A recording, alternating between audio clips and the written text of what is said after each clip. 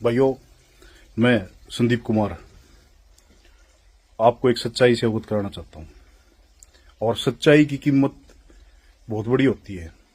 उसके लिए आहुति मैं पहले ही अपनी डाल रहा हूं। भाई भगत सिंह ने भी अपना त्याग कराया था। भगत सिंह ने भी अपना जीवन खत्म करना पड़ा जब यू देश जाग गया था।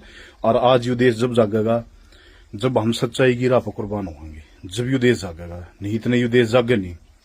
एक भ्रष्ट पुलिस अफसर है जिसने सदर थाना मर्डर में इसने पैसे लिए। इसने राव इंद्रजीत को निकालने के लिए 50 करोड़ की डील कर रखी थी। जहां पे एक ईमानदार पुलिस अफसर जो इसके सामने अड़ा वो नरेंद्र बिजानिया था। जहां पे इन्होंने कभी भी इतने दिन पोस्टिंग रही, कोई भी इनको भ्रष्टाचारी तो छोड़ो भाई सब, मतलब यो आदमी तो इस आदमी था ईमानदार, अपनी तनख्वाह में गुजारा करनी है। इसने जो भला उसका दम मुलाजिमा का भला कराया। लेकिन आईजी जिस दिन तक पोस्टिंग हुआ उससे दिन तय इन्हें क्या कराया, इन अपने जातिवाद पे देखा भैया इस ऑफिस में जाति के इनको हटाओ, इनको हटाओ, इनको हटाओ। अपना ले जो करप्ट आदमी छाट छाट कर वो लगाने स्टार्ट कर दिए। उन आदमियों ने क्या कराया, फाइल जिनका उन्हें बेरा था भाई इस फाइल में कोई क्लेरिकल मिस्टेक है, कोई जिम्नी रहेगी, कोई और चीज रहेगी, वह चीज करके न मुलाजिम बुलाए, टॉर्चर करें, पीछे मांगे। हाँ, महिला पुलिस कर्मियों का भी ट्रांसफर के नाम पे यौन शोषण हुआ वहां पे। इनकी जब सीडीआर आईपीडीआर चेक करी जाओगी आपको कन्फर्म हो जाएगा। मेरी बातों में सच्चाई है, बिल्कुल सच्चाई है मेरी बातों में। मैं झूठ नहीं बोल रहा किसी बात पे भी। इन्होंने वहां पे ऐसा कारम मचा दिया। अरे इस कोई मुलाजिम जंदा किसी तक भाई यह चीज कोई अर्ज मर्ज के लिए जंदा नहीं भाई। बाहर सुशील खड़ा पीछे दे भाई, पीछे दे भाई। अरे खसमो, थम न्याय की कुर्सी बैठे हो, थम क्या के पीछे मांगो भाई। एक आदमी पहले व्यापारी वर्ग एक बढ़िया है, बेचारा परेशान है वो। उसने पहले गुंडे जान तमाड़ की धमकी दे रही है, उसने बोला आगे नर थामो टॉर्चर करने लग रहे हो भाई। के हंगा बता रहा भाई, या कुर्सी मिल रही है या झाई तो मिल रही है, होगी बेतरी इसी गराली आई है सब होगा इसका साड़ा बह मिल ले भाई। हो गए भाई आयोग में ये इस दुनिया में सबसे ठंडे राज्य हैं क्या ये अड़े? ये राज्य नहीं है भाई, जनता राजा होती है, न्याय जनता करती है हमेशा। और आज मैं आपको सच्चाई बता रहा हूं, आपको सच्चाई से रूबरू करवा रहा हूं।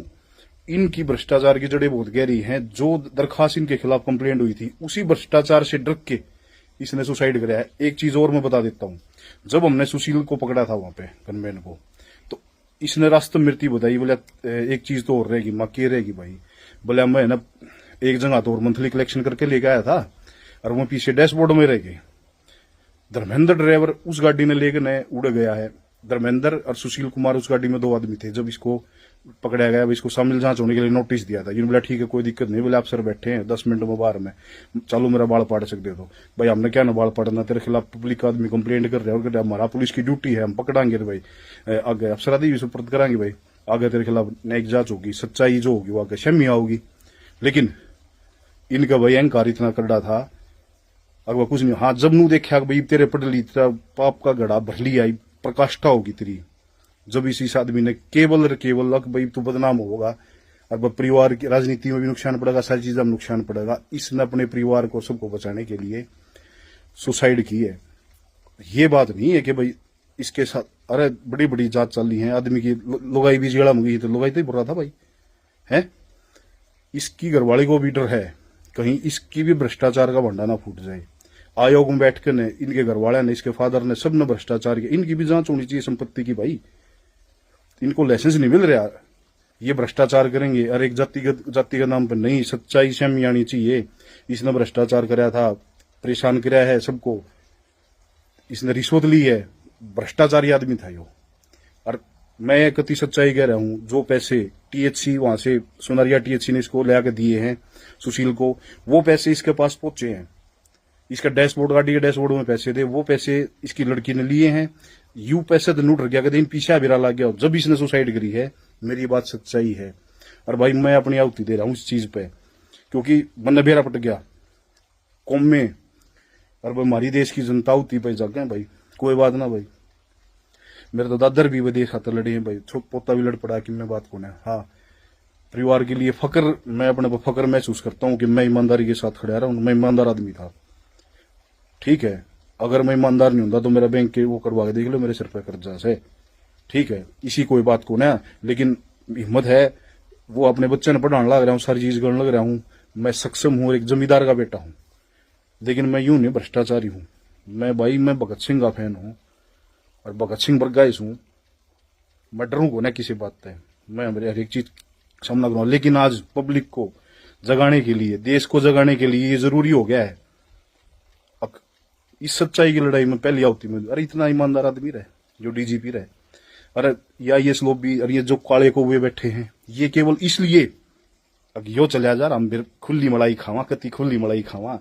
अरे क्यों देश की बहन को डर लाग रहे हो है? यो देश वो भगत सिंह वर्गे कुर्बान होकर चले गए नू, इस बात खातर के हम याडा नू करियो, जाति का जहर घोड़ियो। आज उन जो जिंदे होंगे तो शर्म आंदी, हम किन आदमी खातर लड़ गए हैं? किन आदमी खातर लड़ गए? पूर्ण कुमार वर्गे आदमी खातर, इसी घराड़ी खातर, जो भ्रष्टाचारी हैं, जो आयोग में बैठे हैं, इसके रिश्तेदार, वो सारे केवल इसी चीज का प्रेशर और जातिगत रंग देने की कोशिश लिए कर रहे हैं। क्योंकि ये भ्रष्टाचार की जो, देखो उस परिवार को, एक व्यापारी आदमी है, जुर्म के खिलाफ उन्हें लड़ने की साहस करे है, उसको दबाया जा रहा है, उसको दबाया जा रहा है। उसकी सच्चाई को कोई नहीं सामने लाना चाह रहा। ये इसको दाह संस्कार नहीं करना होगा, ना पॉलिटिक्स में बनाकर ना बहुत बड़ी सच्चाई सामने आने से रोकी जा रही है। लेकिन मैं ऐसा नहीं होने दूंगा भाई, बिल्कुल सच्चाई सामने आनी चाहिए। इन्हें गलत कर रखा है, गलत का फल इनको मिलेगा भाई। इसी बात के साथ अलविदा है दोस्तों, अगला जन्म भी आऊंगे जब भी लड़ाई लड़ाएंगे भाई।